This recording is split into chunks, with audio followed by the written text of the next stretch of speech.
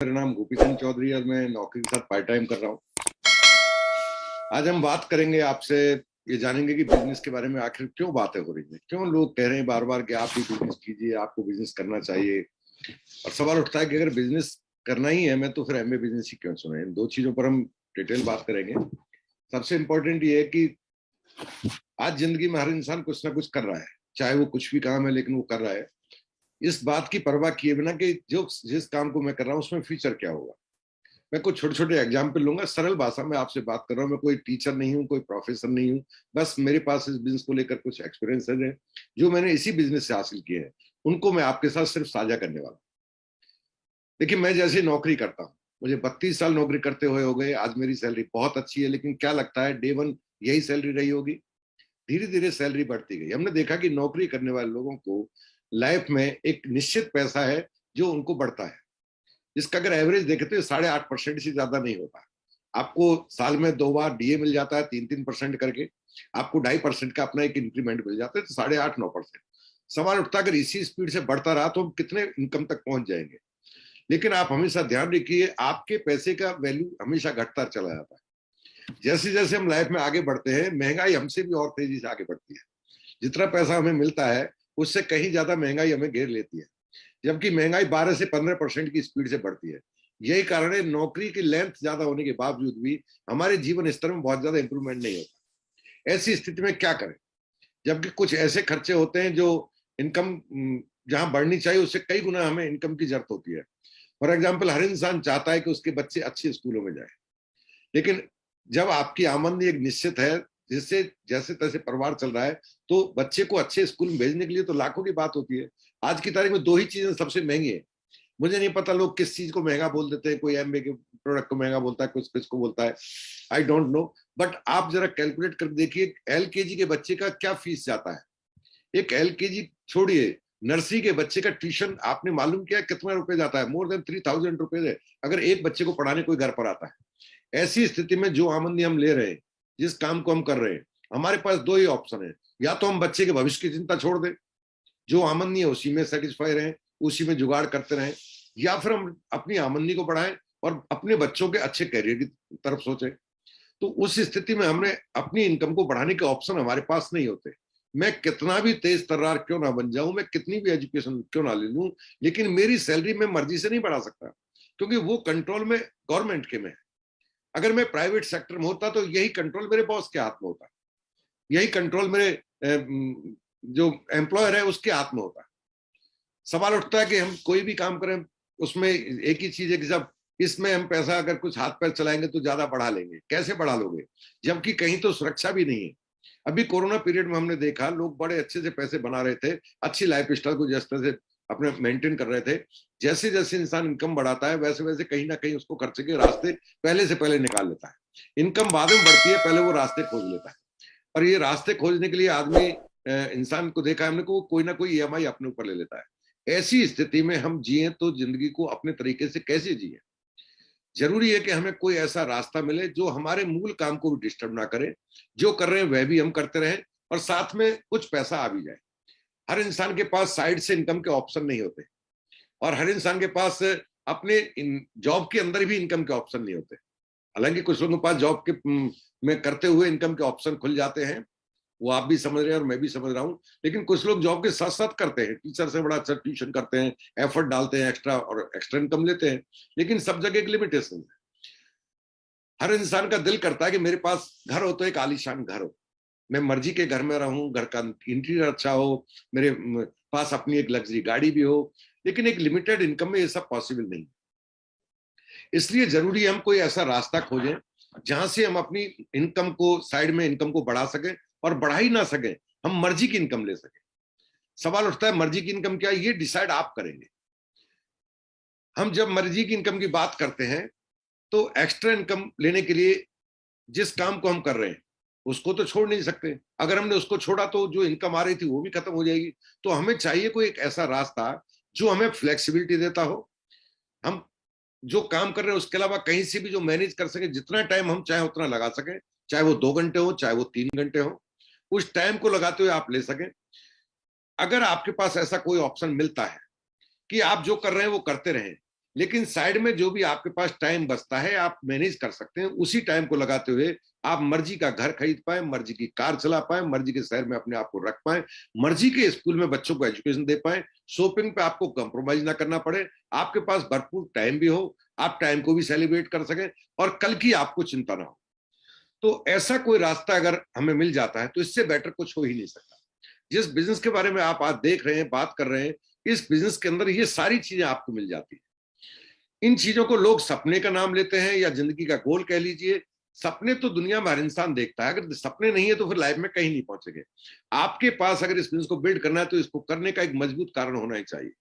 बिना किसी कारण के कोई भी इंसान किसी भी क्षेत्र में कुछ नहीं कर सकता। अगर आपके पास सुबह जगने का एक वैलिड रीजन नहीं है ना, तो आप टाइम पर जगेंगे भी नहीं। आपको जगाने के लिए भी आपका चाहे वो घर पर नहीं है, बट आपके बॉस की घंटी आपके दिमाग में बजती रहती है।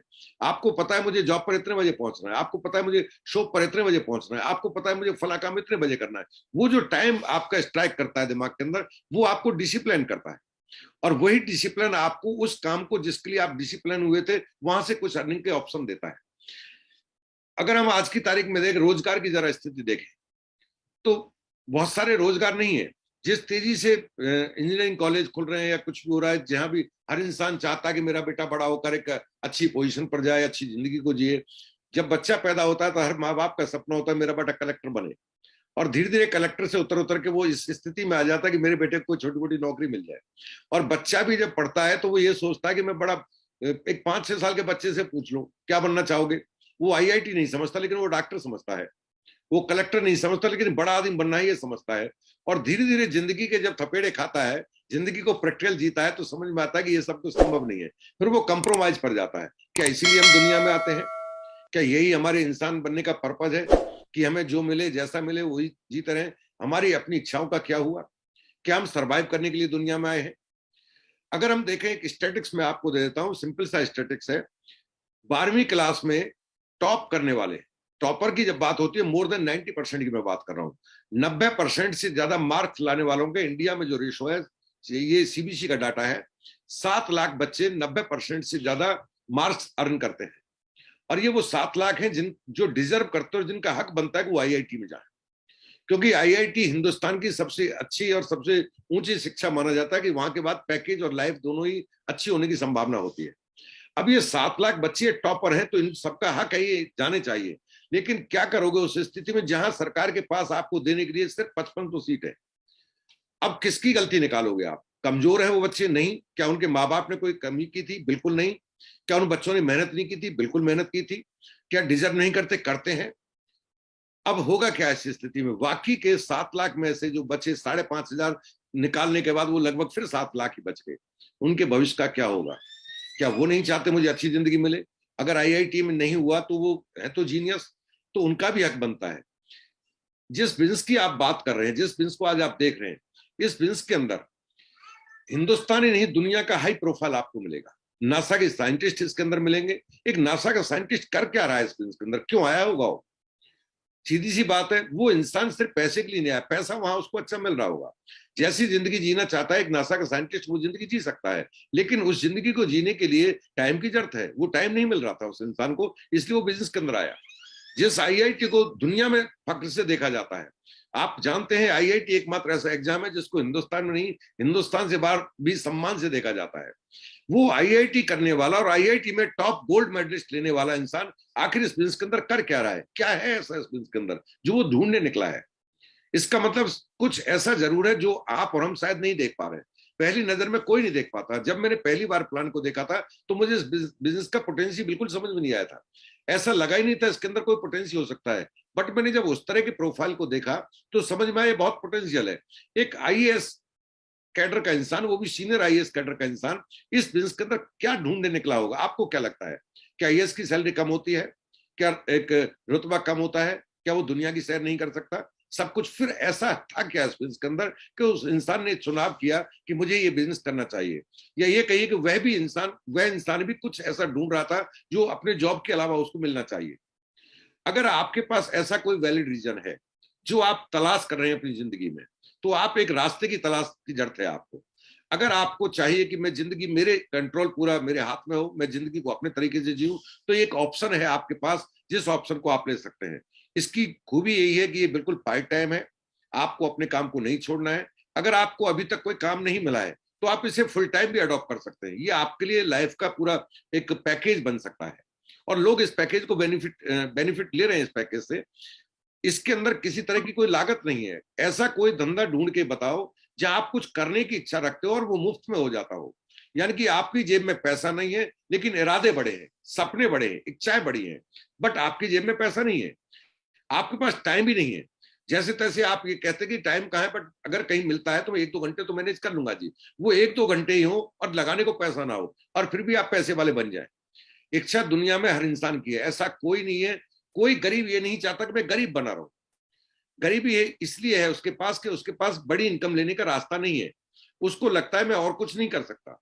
अगर उसको ऐसा कोई रास्ता मिल जाए जिसमें कुछ नहीं कर सकता करने वाले इंसान को भी इंकरेज किया जा सके, उसको इंपावर किया जा सके, उसको एजुकेट किया जा सके, उसको हौसला दिया जा सके, उसको सपोर्ट किया जा सके, तो एक आम इंसान भी अमीर बन सकता है। और यही इस बिजनेस की ब्यूटी है। इसमें एक रिक्शा चलाने वाला इंसान ने भी अपनी जिंदगी को एक आलीशान तरीके से जीने का जो सपना देखा उसको पूरा किया है। हमारे ऊपर सबसे ज्यादा इसी बात की लोग चिंता करते हैं कि जब एमबे वाले सपने की बातें बहुत करते हैं। एमबे वाले हमेशा ये बोलते हैं कि सपना देखो, सपना मत देखो जी, सपना नहीं देखना है। इवन ये कहते हैं कि सपने को हटा दो और फिर बिजनेस को बिल्ड करो। हम सपने को हटा देते हैं। हमारे हटाने से क्या दुनिया आगे चली जाएगी? दुनिया आएगी, आगे जाएगी जब जब वो सपने देखेगी। कौन नहीं करता सपने की बात है? सिर्फ एमबे वाले करते हैं। मैं ऐसे लोगों के बारे में बात करूंगा आपसे जो एमबे नहीं करते लेकिन सपने की बातें करते हैं। एमबे क्या है इसके बारे में कुछ फैक्ट्स आपको दूंगा, डिसीजन आपको लेना। मैं एक छोटा सा वीडियो दिखाऊंगा, 5 मिनट आपको पेशेंसली देखना है, और वो किसी आम इंसान का वीडियो नहीं है, वो हमारे देश के खुद प्रधानमंत्री उनका वीडियो है। और उस वीडियो को आपको समझने की जरूरत है कि वो वीडियो आखिर है क्या, और आपको देखना है ये सपने की बात है आपसे कर रहे हैं नहीं कर रहे।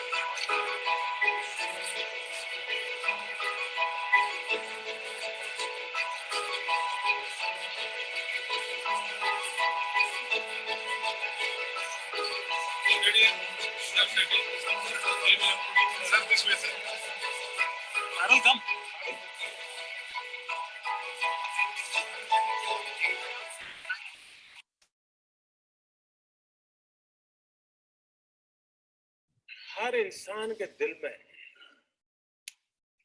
एक ख्वाब होता है। उस ख्वाब के साथ उसके मन में कुछ विचार भी होता है, आइडियाज भी होते हैं। कुछ लोगों के आइडियाज हर दिन पैदा होते हैं और शाम होते होते बाल मुक्ति हो जाता है। लेकिन कुछ लोग होते हैं जो आइडिया के साथ इन्वॉल्व हो जाते हैं, वो उससे बाहर नहीं निकलते हैं, और पूरा परिवार परेशान हो जाते हैं कि कुछ करता नहीं, बस इसी में लगा रहता है, किसी से बात नहीं करता है, कुछ यार दोस्तों से नहीं मिल रहा है, क्या हो गया है इसको, एक पागल तो नहीं हो गया। लेकिन वही एक दिन कुछ कमाल करके दिखा देता है, जब पूरे परिवार को लगता है नहीं नहीं साहब, इसमें तो पहले से ही ऐसा था।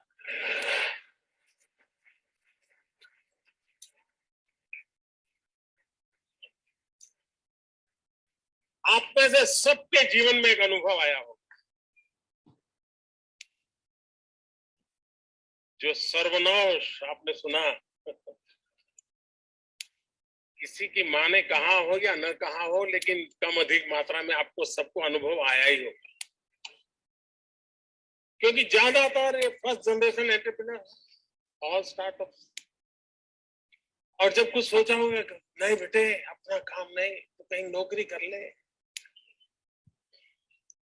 शुरू में जब दोस्तों ने सुना होगा बहुत मजाक उड़ाया होगा, तो पास किया होगा, जाते आते आपको उसी उपनाम से सुनाते होंगे, ये कुछ करने वाला है, ये करने वाला है। फिर एक पल आया होगा, सारी दौर विरोध हुआ होगा, सब दूर परिवार के लोगों ने विरोध किया होगा, नहीं ये नहीं करना है, जाओ कमाओ, नौकरी कर लो, देखो उसका पहचान है, वो नेताजी को जानते हैं, जाओ उसको मिल लो।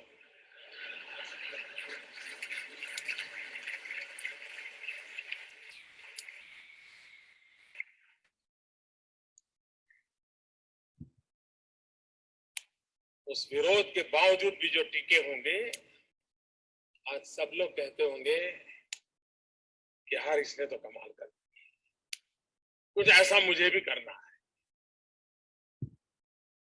हर किसी के स्टार्टअप की जिंदगी की यही कहानी, एक भीतर से एक ऊर्जा होती है, भीतर में सपने होते हैं, उसके साथ खप जाने का इरादा होता है, तब जाकर के परिस्थितियां पलटती है। और दुनिया में हर किसी ने यही किया। कभी आज हम सोचे कि 1423 आई थिंक 1423 कोलंबस जब निकला होगा, क्या मिलने वाला था?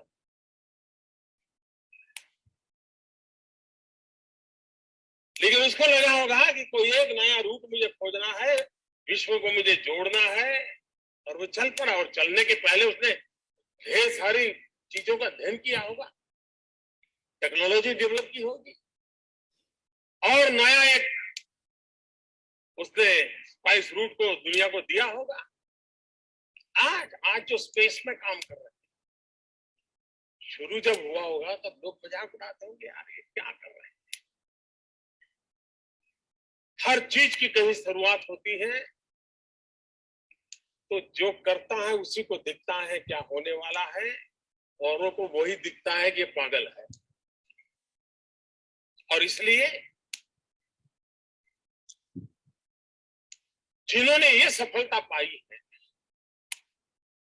वे सिर्फ एंटरप्रेन्योर नहीं है, एक प्रकार से एडवेंचर उनकी प्रकृति का हिस्सा है, तब जाकर के स्टार्टर की सक्सेस सिर्फ एंटरप्रेन्योरशिप क्वालिटी से नहीं है, रिस्क टेकिंग कैपेसिटी, एडवेंचर करने का इरादा, ये उसके साथ जुड़ता है।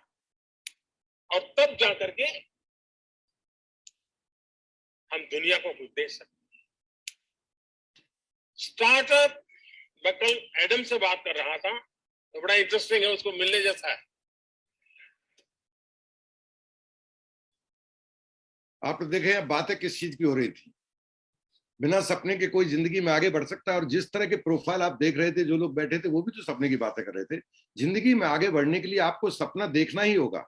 अगर आप सपने नहीं देख सकते तो जीवन में आगे नहीं बढ़ सकते। सपने का मतलब सिर्फ एक कल्पना है। जैसी जीवन शैली आप चाहते हैं, जो जिंदगी में आपको लगता है कि ये होना चाहिए था, अगर ऐसा होता तो जिंदगी और बेटर होती, ऐसा होता तो जिंदगी और बेटर होती, वो सारी चीजें सपने कहलाते हैं। अब हम लोग और आप लोग इतने बड़े प्रोफाइल, इससे ऊपर प्रोफाइल के तो है नहीं कि सपने की बात। जब ये सपने की बातें करते हैं, चाहे ये हुए, चाहे पहले राष्ट्रपति हमारे अब्दुल कलाम जी थे, वो भी सपने की बातें करते थे। क्योंकि हर कामयाब इंसान एक चीज बोलता है, अगर सपने हैं और इरादे हैं तो जिंदगी में आगे जा सकते हैं। एमबीए बिजनेस आपको अपना एंटरप्रेन्योरशिप का एक ऑप्शन देता है। एमबीए बिजनेस आपको अपनी जिंदगी में आगे बढ़ने का एक रास्ता देता है। एमबीए बिजनेस आपको जो भी आप चाहते हो वो सब कुछ दे सकता है। सवाल उठता है कि जब और ऑप्शन है तो हम एमबीए के बारे में बातें क्यों करें, सिर्फ एमबीए ही क्यों चुने। उसके लिए कुछ फैक्ट्स हैं जिनको आपको ध्यान से समझने की जरूरत है। आप चाहें तो नोट डाउन कर सकते हैं। एमबीए की बात हम इसलिए करते हैं कि ओनली कॉर्पोरेशन जो पायनियर कहलाता है डायरेक्ट सेलिंग का, डायरेक्ट सेलिंग इंडस्ट्री की शुरुआत जो की थी वो एमबीए ने की थी। 1959 में यूएसए से इसकी स्टार्टिंग हुई थी। इसलिए हम कहते हैं एमबीए का अपना 62 साल का अनुभव है।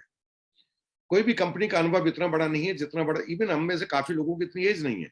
और ये 62 साल की जो जर्नी एमबीए की रही होगी, आपको क्या लगता है बड़ा स्मूथ रही होगी क्या? 62 साल में एमबीए ने चैलेंज को फेस नहीं किए होंगे? ऐसा कोई इंसान नहीं है जिसकी उम्र 62 साल हो और उसकी जीवन में किस तरह की चुनौतियां नहीं आई होंगी। जिसने जितनी बड़ी चुनौतियों को फेस किया वो उतना कामयाब होता चला गया।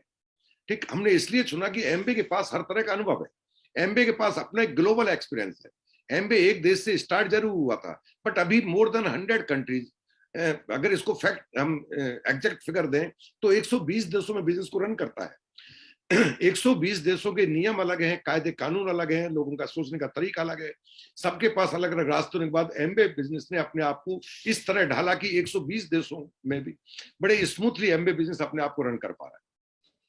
इसलिए हमने एमबे बिजनेस का चुनाव किया। एमबे बिजनेस के पास जो अपने प्रोडक्ट्स हैं, जो ब्रांड है, इसका एक खास ब्रांड जिसके बारे में हर इंसान जानता है, न्यूट्रालाइट ब्रांड। न्यूट्रालाइट ब्रांड वर्ल्ड का number 1 selling vitamin and food supplement का ब्रांड है। दुनिया में इसको बड़े फख्र से देखा जाता है, दुनिया का सबसे बड़ा ब्रांड है जिसकी रिलायबिलिटी है। एमबे कॉर्पोरेशन में आपको कॉस्मेटिक के कुछ प्रोडक्ट लेने का ऑप्शन मिलते हैं, जिसमें हमारा एक ब्रांड है आर्टिस्टी ब्रांड। और क्या आप जानते हैं आर्टिस्टी ब्रांड दुनिया के top 10 largest selling premium beauty brand में गिना जाता है। और दुनिया के टॉप 5 ब्रांड ऐसे हैं जिनमें ये कहते हैं दुनिया के टॉप 5 ब्रांड सेलिंग में, उनमें ये गिना जाता है कि क्वालिटी वाइज हम दुनिया के टॉप 5 ब्रांड में आते हैं, सेलिंग वाइज हम दुनिया के टॉप 10 ब्रांड में आते हैं। और ये सुपर प्रीमियम जो क्वालिटी है उसका आपको ऑप्शन देता है। एमबे का जो अपना हेडक्वार्टर है ये 35 लाख स्क्वायर फीट में फैला हुआ है। 35 लाख स्क्वायर फीट छोटी मोटी जगह नहीं होती, इतनी बड़ी जगह होती है कि अगर उसको एक बाउंड्री बना दी जाए तो 3 पिन कोड बदल जाते हैं। और ये 35 लाख स्क्वायर फीट जो जमीन है इसके अंदर 80 बिल्डिंग्स बनी हुई है, 80 कमरे नहीं बने हुए, 80 बिल्डिंग, एक पूरा का पूरा ऑफिस जो होता है, एक पूरा पूरा ऑफिस किसी कंपनी का होता है, ऐसे 80 उसके अंदर क्वार्टर्स बने हुए हैं। वहां पर अलग अलग 80 ऑफिस रन किया जाता है। और ऑब्वियसली स्वाभाविक सी बात है, एक देश का एक ऑफिस रन होता होगा तो 100 से ज्यादा तो वैसे ही चाहिए। हम उस कॉर्पोरेशन की बात आपसे कर रहे हैं, इतना बड़ा कॉर्पोरेशन जिसके बारे में कोई कुछ भी बोल सकता है। हम $8.3 बिलियन का बिजनेस करते हैं। इसका मतलब हम 70,000 करोड़ से ज्यादा का बिजनेस करते हैं। हम हर दिन की बात करें तो हम 200 करोड़ से ज्यादा का बिजनेस करते हैं। हम उस कॉर्पोरेशन की आपसे बात कर रहे हैं। उंगली उठाना बड़ा आसान है, कोई किसी पर किसी तरह की बात कर सकता है। जिसको ये नहीं पता मेरे घर का साइज क्या है, जो किराए के मकान में रहता है, जिसको ये नहीं पता कल मेरी नौकरी बचेगी नहीं बचेगी, जिसको ये नहीं पता कि मैं ईएमआई दे पाऊंगा नहीं दे पाऊंगा, वो एमबे कॉर्पोरेशन के बारे में सलाह दे रहा होता है। अगर उसकी सलाह सही होती तो आपको क्या लगता है, उसकी बात को सुनकर के नासा का साइंटिस्ट बिजनेस मारा होता है, क्या हिंदुस्तान के अंदर सीनियर आईएएस कैडर का इंसान बिजनेस को बिल्ड कर रहा होता है? ये फैक्ट ही है जो आपको ये होप देते हैं कि मुझे बिजनेस क्यों बिल्ड करना चाहिए। 2000 अगर हम बात करें तो 2014 का एक फिगर मैं आपको बताता हूं। 2014 एक ऐसा साल आया था जब एमबे ने 82,000 करोड़ का बिजनेस सेट किया था। और ये छोटा मोटा फिगर नहीं है। 10,000 करोड़ का कोई भी काम भारत सरकार या कोई भी दुनिया की सरकार करती है तो बहुत बड़ा एक इन्वेस्टमेंट माना जाता है कि 10,000 करोड़ का। अभी आपने वीडियो में देखा, इंडिया में एमबे कॉर्पोरेशन ने अपना तमिलनाडु में एक ऑफिस बनाया, एक फैक्ट्री बनाई, मैन्युफैक्चरिंग प्लांट डाला, जिसका विजिट खुद हमारे देश के आदरणीय प्रधानमंत्री जी ने किया। और उसको देखकर वो बड़े एक गौरवान्वित महसूस कर रहे थे, क्योंकि हमारा जो प्लांट है वो 0 वेस्ट रिलीज करता है, किसी तरह का कोई वेस्टेज नहीं जाता वहां से। ठीक, अगर हम इसके बारे में और बात करें तो जो हमारी क्रेडिबिलिटी है वो हमारी क्रेडिबिलिटी ग्लोबल क्रेडिबिलिटी है। दुनिया के अंदर, सिर्फ मैं हिंदुस्तान की बात नहीं कर रहा, पूरी दुनिया के अंदर एमबे का नाम बड़े फक्र और सम्मान से लिया जाता है। क्यों लिया जाता है? क्योंकि एमबे एक एथिकल कंपनी है, ये एथिक्स बेस्ड कंपनी है, एथिकल पर बात करती है, एथिक्स ट्रांसफर करती है, एथिक्स को फॉलो करने की इंकरेज करती है। जब आप स्टार्ट करते हैं बिजनेस तो आपसे कोई चार्ज नहीं लिया जाता, ₹1 नहीं लिया जाता, आपको फ्री ऑफ कॉस्ट ज्वाइनिंग मिल जाती है। लेकिन ज्वाइन करने से पहले आपको एथिक्स बता दिए जाते हैं कि हमारे बिजनेस के एथिक्स हैं, अगर आप इन एथिक्स से सेटिस्फाई है, इनको फॉलो करने के लिए एग्री है तो ही आगे बढ़े। हमारी स्टार्टिंग यहां से होती है। हम ऐसा नहीं है आपको बिजनेस में ले आए जैसे तैसे बैंक आके कंफ्यूज करके लिया उसके बाद आप अपनी मर्जी से बिजनेस करें। हमारे प्रोडक्ट के बारे में हम बात करें तो हमारे प्रोडक्ट बहुत हाई क्वालिटी के प्रोडक्ट होते हैं। और हाई क्वालिटी, 2 खासियत है हमारे प्रोडक्ट की। पहली चीज, हमारे प्रोडक्ट हाई क्वालिटी है, और दूसरी खासियत हमारे प्रोडक्ट की, हमारे प्रोडक्ट इकोनॉमिकल है। आप इक्वल ब्रांड के इक्वल यूज करने के लिए कोई अच्छे ब्रांड के प्रोडक्ट लेते हैं, उनसे कंपेयर करते हैं तो हमारा प्रोडक्ट आपको सेम प्राइस पर और उससे कम प्राइस पर मिलता है। सच्चाई तो यह कि मैं एमबे के बारे में बात करूं, मुझे नहीं पता लोग किस तरह से और क्या बात कर डालते हैं। दुनिया में कोई भी कंपनी जब एक प्रोडक्ट बनाएगी तो पहले ये डिसाइड होता है कि मार्केट में हमारे कंपटीटर कौन कौन है, हमें कितने रुपए का प्रोडक्ट बनाना चाहिए। वो पहले रेट डिसाइड करते हैं, उस रेट में जो जो दे सकते हैं वो डालेंगे। अगर उसमें वो चीज नहीं डाल सकते तो उसके रेट को आगे नहीं बढ़ाएंगे, उसमें से वो चीज कम कर देंगे। वो क्वालिटी से कंप्रोमाइज करेंगे बट रेट से कंप्रोमाइज नहीं करेंगे। ओनली कॉर्पोरेशन जो पहले डिसाइड करता है हमें हमारे कस्टमर को देना क्या है, पहले वो क्वालिटी के बारे में बात करेंगे, हमें क्वालिटी में ये देना है, हमें क्वालिटी में ये देना है, हमें क्वालिटी में ये देना है। हम वो प्रोडक्ट बनाते हैं, उसके बाद डिसाइड करते हैं अब इसकी रेट क्या रखी जाए। तब हम मार्केट को स्टडी करते हैं कि मार्केट में हमारे जैसे प्रोडक्ट और हमारे मिलते जुलते प्रोडक्ट कितने के हैं। स्टडी करने पर जो प्रोडक्ट का रेट पाया जाता है, हम उससे कुछ ना कुछ कम रेट पर आपको प्रोडक्ट देते हैं, और फिर भी लोग बोलते हैं कि हमारा प्रोडक्ट महंगा है। मैं एक प्रोडक्ट की बात करता हूँ, या तो हमें समझ नहीं कि प्रोडक्ट को क्वालिटी के बारे में हम जाने कैसे। हम केवल वो एक देसी कहावत है, सूत से सूत मिलाते हैं और रंग से रंग मिलाते हैं और बोलते हैं जी आपका और मेरा बिल्कुल सेम है। मैं एक सिंपल सा प्रोडक्ट है मेरे हाथ में, जैसे हर इंसान काम में लेता है, ये हमारा साबुन है। अब इसका मतलब नहीं है साबुन सिर्फ हम बेचते हैं, साबुन हिंदुस्तान में और भी बेचते हैं। अब साबुन को पहचाना कैसे जाए, साबुन की क्या क्वालिटी होगी। अगर हमें ये देखना है कि हम जिस पैसे में आपको साबुन दे रहे हैं, जितने प्राइस में, तो हमें दो चीज देखनी होगी। पहला, हम जितना वेट दे रहे हैं आपको, सेम वेट में और कौन सी कंपनी जो आपको दे रही, तो हम वेट के कंपैरिजन करेंगे। कहीं ऐसा तो नहीं है हम आपसे पैसा कम चार्ज करके वेट भी कम दे रहे हो, नहीं। हम पहले वेट देखेंगे। हमारे साबुन का कुल वेट जो आप देख रहे हैं, हमारा 75 ग्राम का एक साबुन है। अब हम देखते हैं क्वालिटी को। क्वालिटी जांचने के लिए साबुन के ऊपर एक नंबर डाला होता है, ग्रेडिंग लिखी होती है। कहीं ये लिखा होगा आपको TFM, कहीं लिखा होगा grading, grade 1, grade 2, grade 3। Grade 1 में वो साबुन आते हैं जिनका TFM 60 होता है, 60 और इससे नीचे होता है। ग्रेड 2 में वो साबुन आते हैं जिनका TFM 60 से 75 होता है। और ग्रेड 3 में वो साबुन आते हैं, सॉरी, ग्रेड 1 में वो आते हैं जिनका 60 से 75 से ऊपर होता है। ग्रेड 2 में वो आते हैं जिनका 75 से कम और 60 के बीच में होता है। और ग्रेड 3 में वो आते हैं जिनका 60 से नीचे होता है। अब ये TFM क्या है? TFM इसकी गुणवत्ता को निर्धारित करता है, टोटल फैटी मटेरियल, इसके अंदर वसा का कितना इस्तेमाल किया गया है। अगर कोई भी कंपनी आपको TFM 76 इस रेट में देती है, जिसका TFM 76 एंड एबव हो, क्योंकि उसी से कंपैरिजन करोगे, वेट 150 ग्राम हो और इससे सस्ता देती है, तो हम ये मानेंगे कि हम महंगा बेच रहे हैं आपको।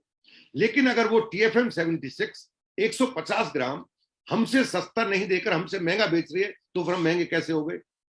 हम आपको गारंटी भी देंगे, 3 का पैक देंगे, एक साबुन खोल लीजिए, इस्तेमाल करके देखिए। अगर आप सेटिस्फाई नहीं है तो हमारा खुला हुआ वापस दे जाइए, 2 साबुन वापस लेंगे, पैसा आपको 3 का देंगे। हम आपसे टैक्स नहीं काटेंगे, ये आप दिमाग से निकाल दीजिए। जो सरकार को वो टैक्स काट लेंगे, जी नहीं काटेंगे। हम आपको 30 दिन की गारंटी नहीं, हम आपको मनमर्जी की गारंटी देंगे। अगर आपने हमारे किसी डिस्ट्रीब्यूटर साबुन खरीदा है, अगर आप डिस्ट्रीब्यूटर तो आपने कंपनी से खरीदा है, but if you are consumer तो आपने डिस्ट्रीब्यूटर खरीदा है। फॉर एग्जाम्पल, मैं इसका डिस्ट्रीब्यूटर हूं, मैंने साबुन को जनवरी महीने में खरीदा, मुझे 30 दिन की रिफंड पॉलिसी मिलेगी। बट मेरे कस्टमर ने, मैंने 30 दिन तक इसको घर पर रखा, मैं सेटिस्फाई हूं, मैंने इसको रिटर्न नहीं किया। बट मेरे कस्टमर को मैंने इसको फरवरी महीने में बेचा, और मेरे कस्टमर को मैंने फरवरी महीने में बेचा है, मार्च में बेचा, तो रिफंड पॉलिसी उसके लिए भी लागू होगी। मैंने उसको 31 मार्च को बेचा, मैंने उसको बिलिंग की, मैंने इसको 145 रुपए का लिया था, बट मैंने इसकी बिलिंग की थी वो MRP से 1 रुपया कम करके दी थी, या मैंने MRP पर बेचा था। मैंने उसको 165 रुपए का बेचा, 145 में खरीद 165 का बेचा। उसने एक साबुन को इस्तेमाल किया, अगर साबुन को इस्तेमाल करने के बाद वो सेटिस्फाई नहीं हुआ, वो इसको हिंदुस्तान के किसी भी कॉर्पोरेट, किसी भी MB ऑफिस में लेके जा सकता है विद बिल। वह बिल जो मैंने उसको दिया है, वो अपना अकाउंट नंबर देगा, कंपनी को साबुन देगा, कंपनी उसको 165 रुपए रिटर्न करेगी, ना कि 145 रुपए। उससे कोई पैसा नहीं काटा जाएगा, जबकि इसका 30 दिन का टाइम तो निकल चुका था ना। ये जानकारी नहीं होती, दुनिया भर की उल्टी सीधी जानकारी लेते और बोलते हैं हम MB के बारे में बहुत कुछ जानते हैं। अब TFM पे बात करें, टोटल फैटी मटेरियल फैट्स होता है इसके अंदर, जो आपकी स्किन के अंदर मॉइस्चराइज देता है। जब आप क्लीनिंग प्रोसेस में जाते हैं तो बिना कास्टिक के कोई साबुन नहीं बनता। वो आपके मॉइस्चर को मेंटेन करने के लिए आपकी स्किन में जब गंदगी को निकाला, डीप क्लीनिंग की उसने, तो उस वापस कितना मॉइस्चर प्रोवाइड करा रहा है। अगर वो 75 से ऊपर है तो आपकी स्किन से रिलीज होने वाला जितना मॉइस्चर था वापस उसने रिप्लेस किया। यही कारण है इस साबुन से नहाने के बाद आपको अलग से लुब्रिकेंट लगाने की जरूरत नहीं है। अब ये जो फैट है, ये फैट किस गुणवत्ता का लिया गया है? इस फैट को यूज करने के लिए बहुत सारी कंपनियां, आप जानकर हैरान हो जाएंगे, चर्बी का इस्तेमाल करती है। हमने एलमंड का इस्तेमाल किया, हमने ये जो फैट मटेरियल आपको दिया है, ये फैट हमने बादाम से लिया है, हमने किसी चर्बी से फैट नहीं लिया है। इन चीजों को जानने के बाद जानोगे, आपको गर्व महसूस होगा कि किसे MB कहते हैं। लोग प्रोडक्ट लेते हैं, न्यूट्राइट हमारा सबसे ज्यादा बिकने वाला प्रोडक्ट है। न्यूट्राइट की बात करते हैं कि जब हमारे पास ये प्रोडक्ट आपका इतने का मिलता है, इतने का मिलता है, इतने का मिलता है, पहली बात हम आपको ओवर वैल्यू देते हैं। है ना, ओवर कॉस्ट नहीं देते। जो वैल्यू हम आपको दे रहे हैं, जो कमिटमेंट दे रहे हैं, हम उससे एड ऑन करके देते हैं। जिस चीज का हम कमिटमेंट देते हैं, जिसका हम पैसा लेते हैं, हम वो तो देंगे आपको, बट उससे एडिशनल देते हैं। हम कभी भी दुर्लभ चीज, फाइटोन्यूट्रिएंट, न्यूट्राइट के अंदर डाले जाने वाली चीज, हम उसका कभी चार्ज नहीं करते आपसे। अगर हम आपको आयरन देंगे तो हम जितने एमजी आयरन दे रहे हैं, हम उतने एमजी का पैसा लेंगे आपसे, लेकिन उसके एडिशनल जो आपको देंगे, हम उसका चार्जेस नहीं लेंगे आपसे। हम प्रोटीन पाउडर देंगे आपको, प्रोटीन पाउडर का पैसा लेंगे, पर ग्राम प्रोटीन का कंपैरिजन करेंगे आपसे, लेकिन प्रोटीन के साथ कभी भी उसमें हमने आपको जो एडिशनल चीजें, कैल्शियम दे रहे हैं हम आपको, उसके अंदर कुछ भी एडिशनल दे रहे हैं, उसका कोई चार्ज नहीं लेंगे आपसे। हम क्वालिटी देंगे आपको। अगर हम न्यूट्राइट की बात करें तो आपको जानकर हैरानी होगी कि न्यूट्राइट कॉर्पोरेशन एकमात्र ऐसा कॉर्पोरेशन है जो पूरी दुनिया के अंदर, जो लैंड से लेकर, जमीन से लेकर पैकेजिंग तक का सारा काम अपने हाथ में। हम थर्ड पार्टी से कभी न्यूट्राइट नहीं बनवाते। हम और चीजें थर्ड पार्टी से बनवा लेंगे, अपना फॉर्मूला देंगे, हम अपनी टर्म्स कंडीशन देंगे, हम उससे पैकेजिंग करा लेंगे, बट न्यूट्राइट हम कभी भी थर्ड पार्टी से नहीं बनवाते। न्यूट्राइट में जो मिट्टी है, हम उसका टेस्ट करते हैं, क्योंकि न्यूट्रिशन के अंदर आपको मल्टीविटामिन मिलते हैं, मिनरल्स मिलते हैं, और मिनरल जमीन के अंदर पाए जाते हैं। हम सिंथेटिक मिनरल मिलाकर आपको मिनरल टैबलेट नहीं देते। जमीन ने जो प्रकृति ने मिनरल दिया है, वो मिनरल आप आपको देते हैं। सभी मिनरल ऊपर नहीं पाए जाते और प्रचुर मात्रा में नहीं पाए जाते। बहुत सारे दुर्लभ मिनरल हैं जो जमीन के बहुत नीचे पाए जाते हैं, यानी कि 100 फीट नीचे पाए गए। अब 100 मीटर नीचे से निकालें कैसे उनको? उसको निकालने के लिए हम एक ऐसे खास तरह के कैंचू का इस्तेमाल करते हैं जो जमीन के 100 फीट नीचे जाता है, यानी कि 30 मीटर से ज्यादा गहराई में जाता है और नीचे के मिनरल को ऊपर लेके आता है। वो दुर्लभ चीज कहां से लेके आएंगे आप? किससे कंपेरिजन करने बैठे?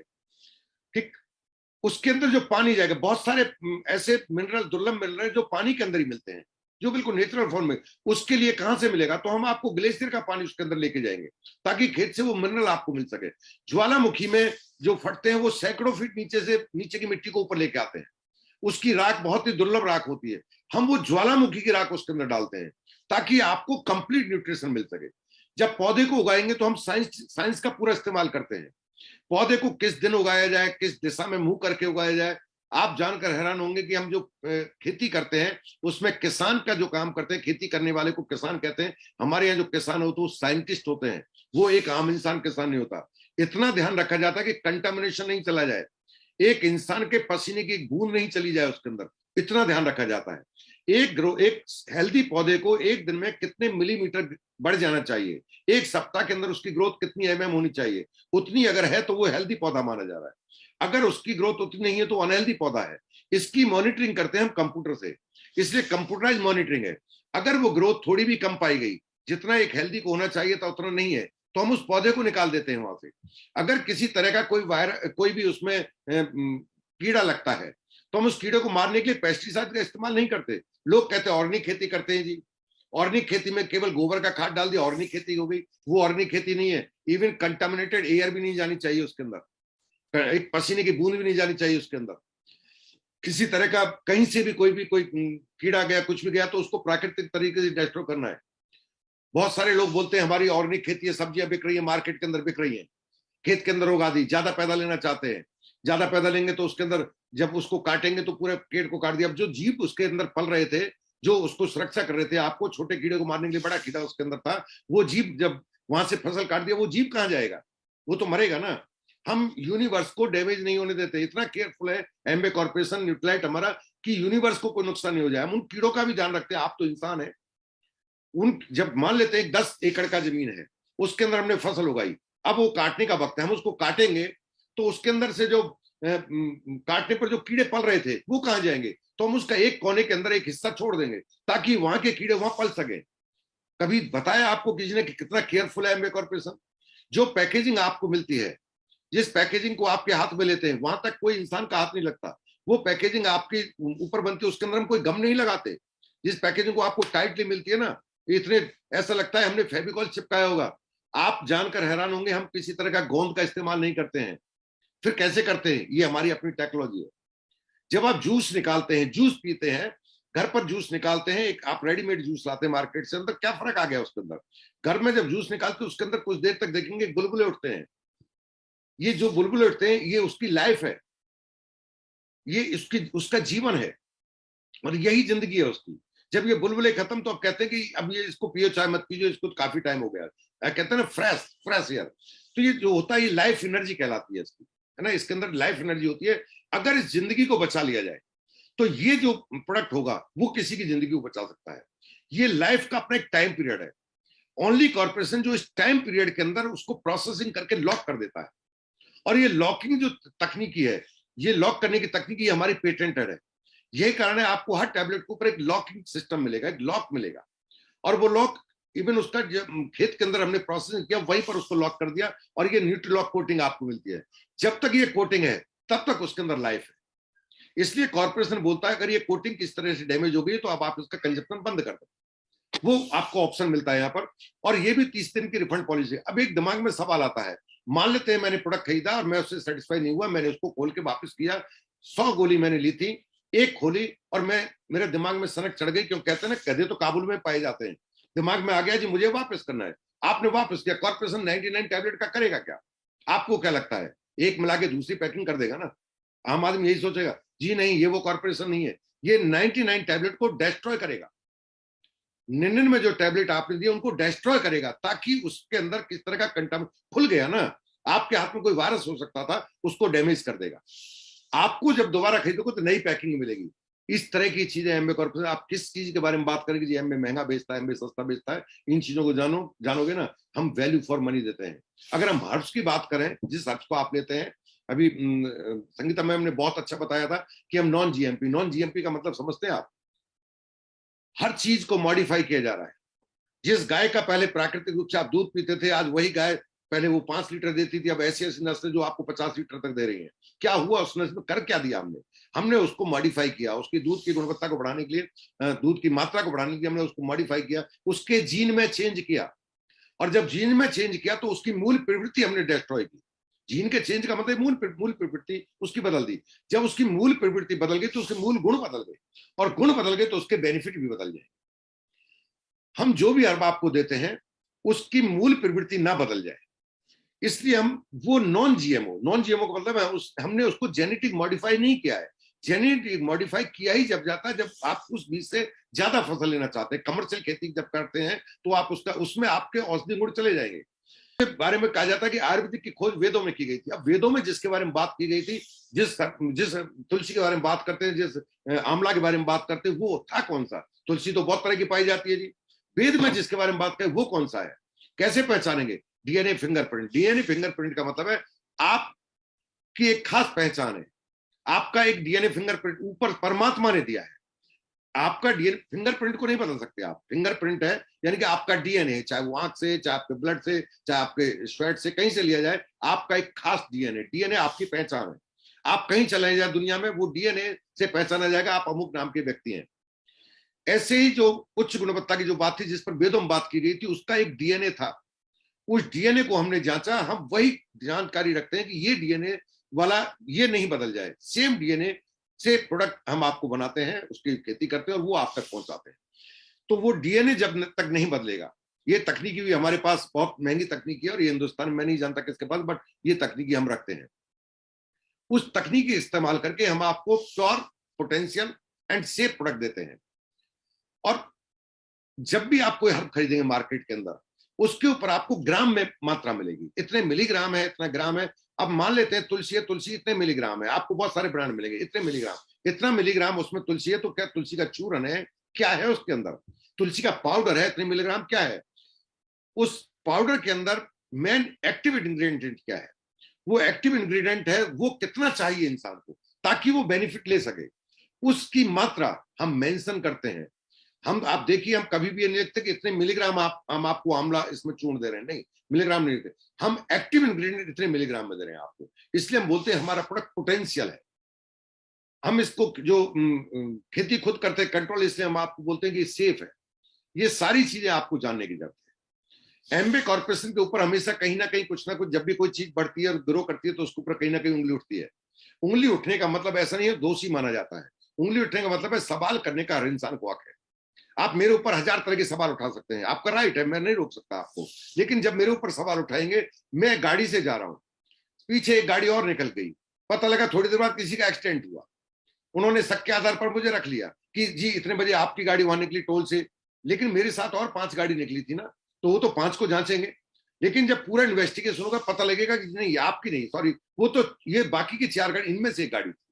बट जब तक मैं शक के दायरे में हूं, तब तक क्या कहेंगे, पूरी भरतपुर में हल्ला मच जाएगा, वो साहब गोपी गाड़ी से एक आदमी का एक्सीडेंट हो गया, आदमी का एक्सीडेंट हो गया, किसी को फैक्ट नहीं पता है। चिल्लाने में जाता क्या है, मुफ्त में चिल्लाना ही तो मिलता है आपको, चिल्लाइए, क्या फर्क पड़ गया। लेकिन जब सच्चाई सामने आएगी तो सजा किसे होगी, गोपी को होने वाली थी या जिसने गाड़ी को हिट किया था। लेकिन हक हर इंसान को है। यहां पर भी कॉर्पोरेशन के बारे में कोई भी कुछ, एक ही तो समस्या है, हम आम इंसान को अमीर बना रहे हैं। और क्या जुर्म करते हैं जी हम सबसे बड़ा जुर्म ही ये करते हैं, एक इंसान जिसके सपने मर गए, जिसकी होप मर गई, जिसने पढ़ना बंद कर दिया, जिसके पास पैसा नहीं है, जो इरादे रखता है बट आगे नहीं जा सकता, हम उसको कहते हैं चिंता मत करो, जिंदगी अभी कुछ नहीं गई है, सपने हैं, अंतिम सांस तक लड़ सकते हो, हम मौका देंगे, हम साथ खड़े रहेंगे, हम आपको बताएंगे, हम रास्ते पर उंगली पकड़ कर चलना सिखाएंगे, हम आपको संस्कार देंगे, हम आपको मॉरल वैल्यूज देंगे, और इसके बदले हम आपसे कोई पैसा नहीं लेंगे। हम जब तक आपके साथ रहेंगे जब तक आप ग्रो नहीं कर जाते। बस यही तो क्राइम करते हैं हम। और अगर ये क्राइम कैटेगरी में आता है तो हम करते और 1000 बार करेंगे और करते रहेंगे, अगर इसे आप क्राइम मानते हैं।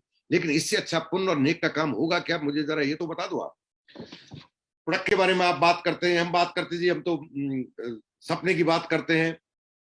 एमबे कॉर्पोरेशन पर पहले भी बहुत बार बहुत देशों में इन्वेस्टिगेशन हुए हैं, और हर देश में एमबे अगर बहुत बड़ी छलांग लगाना चाहेगा तो उसको अपने आप को बार बार सोने को तपना ही होगा। अगर सोने का 24 कैरेट तक पहुंचना है, 18 कैरेट गोल्ड का भी सामान मिलता है, वो भी गोल्ड का ही कहलाता है, 20 कैरेट मिलता है, 22 कैरेट मिलता है, बट 24 कैरेट होता है।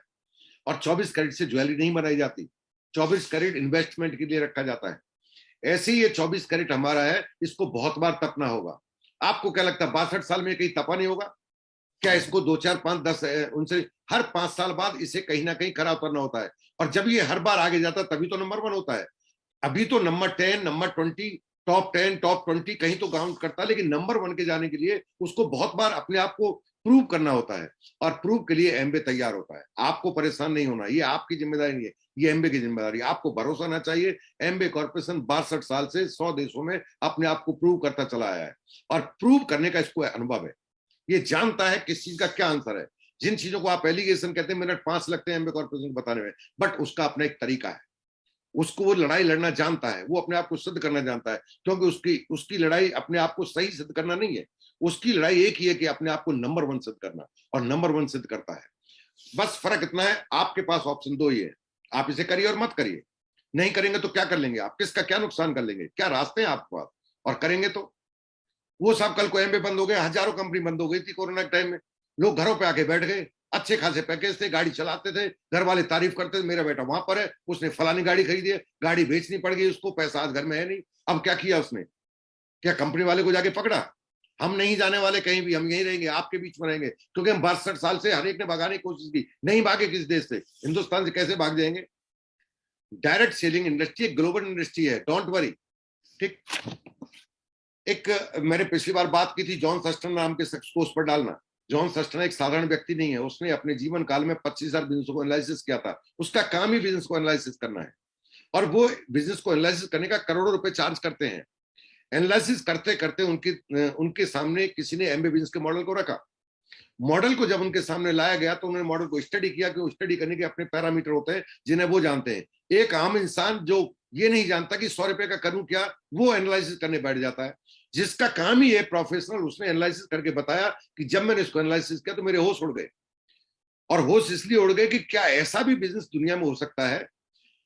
और जब उसकी कैटेगरी करने की बात आई, उन्होंने 25,000 से ज्यादा बिजनेस को अनुसंधान किया लाइफ में। वो जानते थे बिजनेस के सही क्या है, गलत क्या है, उच्च गुणवत्ता वाले बिजनेस क्या होते हैं। तो वो कहते हैं 8 से 10 बिजनेस ऐसे थे जिन्हें मैं हाई कैटेगरी में रखना चाहूंगा। और जब मुझसे पूछा गया कि इनमें नंबर 1 अगर दोगे तो आप किसे दोगे, उन्होंने कहा था नंबर 1 हम एमबे कॉर्पोरेशन का देंगे। और उनके नंबर 1 देने के बाद वो इंसान जो जानता वो बोल रहा है नंबर 1 है, और एक इंसान जो ये नहीं जानता मेरा नंबर क्या है, वो बोल रहा है एमबे, तुम एमबे करते हो, एमबे में फंस गए क्या? अरे यार एमबे तो देखो, फलाना अखबार पढ़ो, फलाना अखबार पढ़ो। अखबार में तो आप रोजाना पढ़ते हैं, रोज पढ़ते हैं, फलाने उसका कोई भी सेफ्टी मीटर नहीं है फला ब्रांड का गाड़ी का, और फिर भी उस पर लाइन नहीं टूट रही है। वेटिंग है वेटिंग, जिसका जीरो सेफ्टी आता है आप छोड़ देते हैं, मरने को तैयार है, जीरो सेफ्टी रेटिंग गाड़ी लेने को तैयार है। और एमबे का रेटिंग क्या, किसने दी रेटिंग, क्या तजुर्बा है उनके पास? यहां एक 20 साल से बिजनेस करने वाला जिसने बहुत सारी चीजें देखी है, वो बोल रहा है कि अच्छा आपने इस हाथ पैसा दिया, एमबे बहुत माला माल हो गए, लोगों के पैसे इकट्ठे किए, एमबे ने लोगों के पैसे। जब ज्वाइन करने पर पैसे लिए नहीं तो इकट्ठा क्या किया? उस दुकानदार से आपको कभी शिकायत नहीं हुई जिसने आपको साबुन दिया और पैसा लिया? हमने बस यही तो गुनाह कर दिया, साबुन भी दिया और पीछे पीछे पैसा भी दिया आपको। तो ये आपको समझने की जरूरत है। यहाँ आपका फ्यूचर ब्राइट है, साधारण बिजनेस नहीं है, बहुत बड़ा बिजनेस है। बेधड़क होकर, निश्चिंत होकर आप कीजिए। लड़ाई लड़नी है, गवर्नमेंट के अपने रूल्स होते हैं, हर देश के अंदर होते हैं, दुनिया में हर एक होते हैं, उनका अपना एक तरीका होता है, वो अपना क्लियरिफिकेशन चाहते हैं। हम लोग नागरिक हैं, हमारे बारे में सोचना उनका काम है। हम लोगों के बारे में, अपने बिजनेस को चलाने का अनुभव वह भी रखता है, उस बिजनेस को कैसे स्मूथ रन किया जाए वो सोचने का काम उनका है। आपका काम सिर्फ अपने बिजनेस को आगे बढ़ाते जाना है, क्योंकि इस बिजनेस के रिवार्ड आप एंजॉय नहीं करेंगे, आपकी पीढ़ी एंजॉय करेंगी।